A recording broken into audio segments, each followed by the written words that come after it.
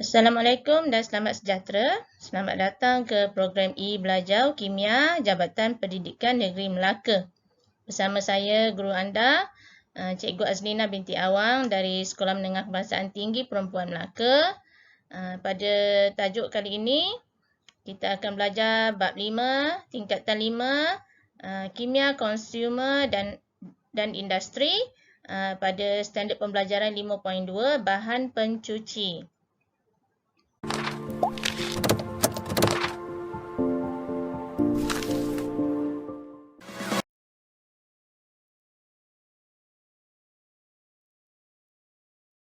Okey, mula kita lihat ini yang siri yang kedua ya.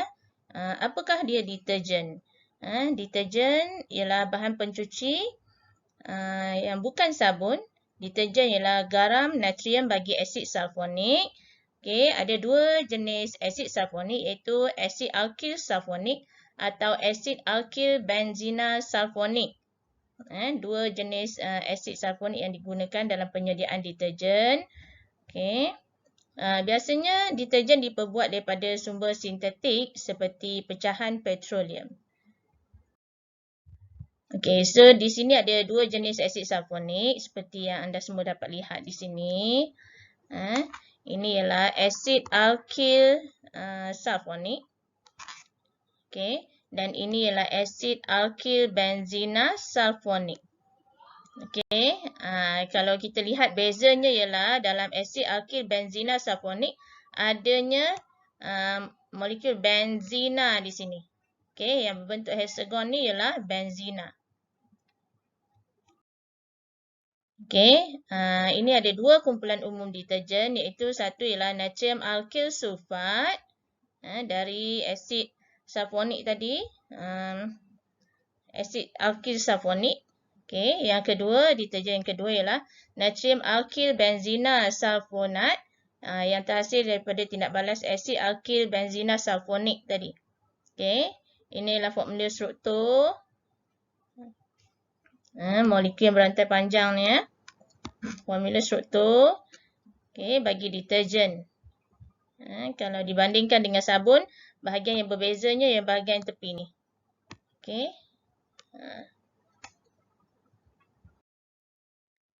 Okey, kita lihat penyediaan deterjen. Penyediaan deterjen ada terbahagi pada dua proses. Proses yang pertama ialah pensulfonan. Okey, kita tengok dulu ini ialah penyediaan natrium alkyl benzena sulfonat. Macam mana kita nak tahu ini ialah alkyl benzena bila ada kumpulan benzena di sini ya. Okey. So, first proses dia ialah alkyl benzena ni ditindak balaskan dengan asid sulfurik. Okey, asid sulfurik pekat. So, akan menghasilkan asid alkyl benzena sulfonik. Nampak ni dia buang satu molekul air di sini buang satu molekul air dan dua molekul ni bercantum membentuk asid alkyl benzena sulfonik.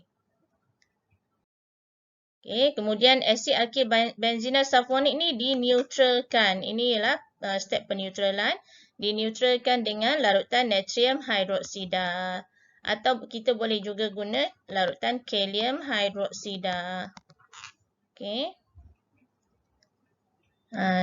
Dan satu molekul air juga dibuang daripada kumpulan hidroksil daripada alkali ni dan hidrogen ni buang jadi satu molekul air. Ya, natrium akan bersambung pada molekul asid alkyl benzena sulfonik. Dapatlah deterjen kita natrium alkyl benzena sulfonat. Okey, dua step. Okey, ini ialah penyediaan deterjen jenis natrium alkyl sulfat. Kita ada alkohol yang berantai panjang. Ni kalau kita perhatikan di sini CH2 ni N.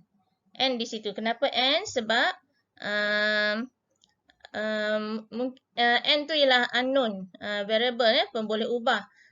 Mungkin N tu ada 12, 14, 18 ke 20 alkohol yang berantai panjang ditindak balaskan dengan asid sulfurik pekat.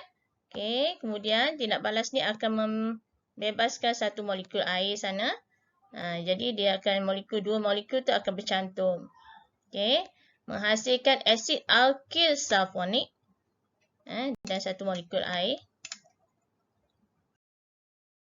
Okey, kemudian asid alkyl sulfonik dineutralkan dengan menggunakan larutan natrium hidroksida atau larutan kalium hidroksida.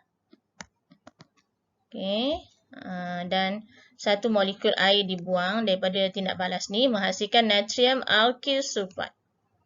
Ni natrium, ni yang panjang ni alkyl, ni SO4 sulfat.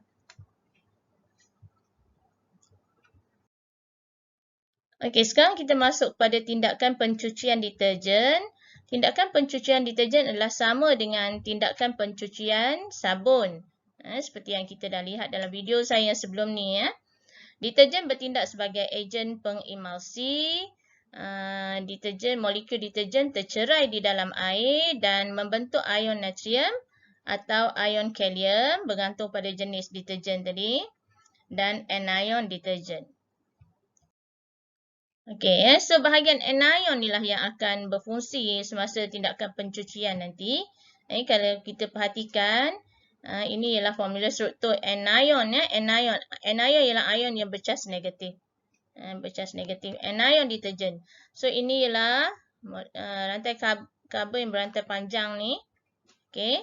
So kita boleh simplifykan cara menulis ni formula struktur kepada begini zigzag begini.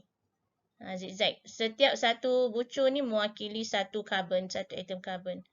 Setiap satu bucu ni satu atom karbon. Okey.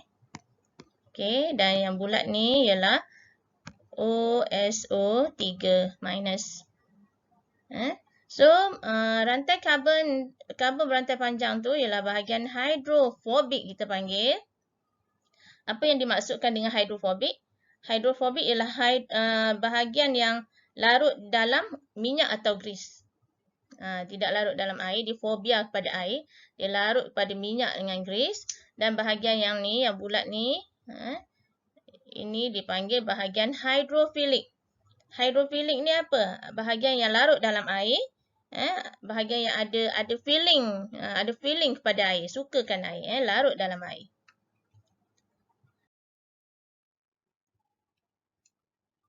Okey, kita lihat air keberkesanan tindakan pencucian deterjen di dalam air liat. Apa maksud air liat ni? Air liat ialah air mengandungi ion kalsium atau ion magnesium. Anion deterjen bergabung dengan cation, sama ada ion kalsium atau ion magnesium untuk membentuk garam yang larut dalam air. Okay. So, keberkesanan tindakan pencucian deterjen tidak dipengaruhi oleh air liat. Maksudnya deterjen ni berkesan dalam kedua-dua air biasa atau air lembut dan air liat. Okey, kita lihat tindakan pencucian deterjen sama seperti sabun. Fungsi penggunaan deterjen ialah untuk mengurangkan ketegangan permukaan air. Okey. Bila kita masukkan deterjen ke dalam air, deterjen akan mengion dalam air. Menghasilkan anion dan cation. So, cation tu ialah sama ada ion kalsium atau sama ada ion kalium atau ion natrium lah. Okay. So, bahagian yang berfungsi dalam tindakan pencucian ialah bahagian anion. Seperti yang kita dah lihat tadi, bahagian anion pula ada bahagian hidrofilik yang kita lukiskan bulat ni. Hidrofilik. Dan bahagian hidrofobik. Yang zigzag tu. Zigzag. Okay. So, hidrofobik. So, bahagian hidrofobik, fobia kepada air, dia larut dalam grease atau minyak. Okay. Bahagian hidrofilik larut dalam air. Okay. Seterusnya, kocakan air. Kocakan air ni, masa kalau kita buat eksperimen lah, kita kacau menggunakan glass rod tu. Kita kacau. Okay. Itu dipanggil kocakan air atau kita basuh. Menyebabkan grease tertanggal dari permukaan kain. Okay. So, bahagian hidrofilik deterjen, ni bahagian hidrofilik yang bulat ni. Deterjen mengelilingi grease. Dan grease terapung di permukaan kain. Okay. So, grease terpecah pada titisan kecil. Bila kita dah basuh, grease terpecah pada titisan kecil. dan titisan terampai di dalam air dan membentuk emulsi. Lepas tu kita bilas lah. Kita bilas, jadi grease ni akan terkeluar lah. Okay. Okey, kita bandingkan keberkesanan tindakan pencucian sabun dan deterjen. Sabun dan deterjen dua-dua berkesan di dalam air lembut. Air lembut. Okey. Manakala dalam air liat, sabun kurang berkesan tetapi deterjen lebih berkesan. Kenapa? Kerana sabun akan membentuk kekat di dalam air liat. Apakah dia kekat? Kekat ialah garam tak terlarutkan, garam kalsium atau garam magnesium tak terlarutkan. Kerana tadi kita dah tengok air liat ni ialah air yang mengandungi ion kalsium atau ion magnesium. Manakala deterjen lebih berkesan dalam air liat kerana deterjen dalam air liat membentuk garam terlarutkan. Garam kalsium atau garam magnesium terlarutkan.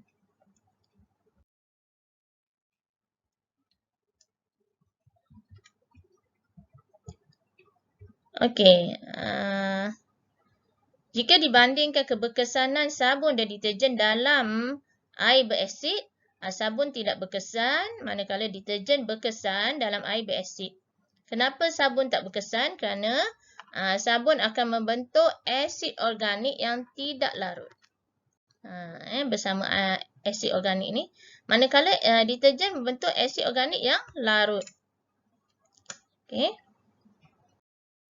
Okey, seperti yang kita tahu sekarang, kebanyakan deterjen kita mengandungi bahan tambah.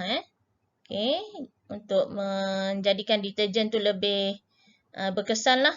Okey, antara bahan tambah yang digunakan ialah enzim biologi, ejen pemutih, pemutih optik, pelembut air dan pembina, ejen pengawal buih, ejen anti enapan, bahan pewangi dan ejen pengering. Okey, boleh tengok semua fungsi ejen ni semua dan contoh-contoh ejen. Okey, antara kebaikan deterjen ialah sangat berkesan dalam kedua-dua air lembut dan air liat. Boleh menghasilkan deterjen yang spesifik kegunaannya disebabkan rantai karbon yang panjang yang boleh diubah suai. Okay, berkesan dalam air berasid yang mengandungi ion hidrogen kerana ia bertindak balas dengan ion hidrogen. Manakala keburukan deterjen pula ialah tidak terbiodegradasi yang boleh menyebabkan pencemaran, kandungan oksigen dalam air berkurang dan menyebabkan hidupan akuatik mati. Dan pembentukan buih meliputi permukaan air memberi kesan kepada hidupan akuatik.